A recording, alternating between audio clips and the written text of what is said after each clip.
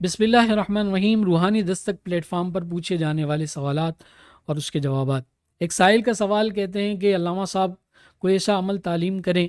کہ جو غائب ہیں ان کی واپسی ہو جائے، یعنی وہ لوگ کہ جو گم شدہ ہیں، جن کا کچھ اتا پتہ نہیں ہے،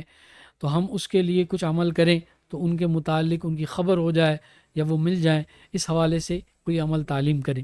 تو اگر کوئی شخص غائب ہو اور آپ کی خواہش ہو کہ صحیح سلامت واپس آ جائے یا بیمار صحت یاب ہو جائے، تو اس کے لیے بزرگ فرماتے ہیں کہ فجر کی سنت اور فرض کے درمیان 41 مرتبہ سورہ فاتحہ پڑھیں، تو اس سورہ فاتحہ کے پڑھنے کی برکت سے اللہ تبارک و تعالی غائب شخص کی واپسی کے لیے اسباب بنا دیتا ہے،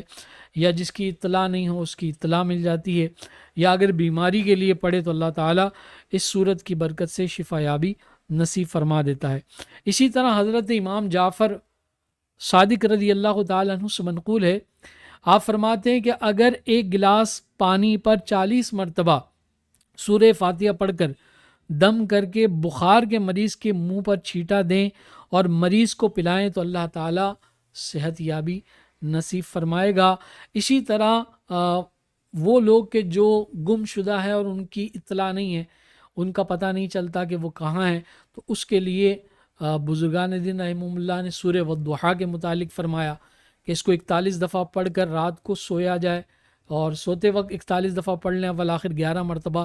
درود شریف کے ساتھ اس کو پڑھیں اور اپنے تکیے پر دم کر کے سیدھی کروٹ سو جائیں،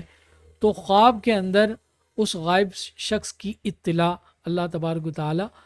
دے گا اور بتا دے گا کہ وہ شخص کہاں ہے، اس کے متعلق آگاہی ہو جائے گی۔ اس کے علاوہ کثرت سے انا للہ و انا الیہ راجعون، یہ بھی پڑھنے سے جو غائب شخص ہے اس کی واپسی کے لیے اسباب بن جاتے ہیں۔ بہت ہی مجرب المجرب عمل ہے، اللہ تعالیٰ عمل کی توفیق عطا فرمائے۔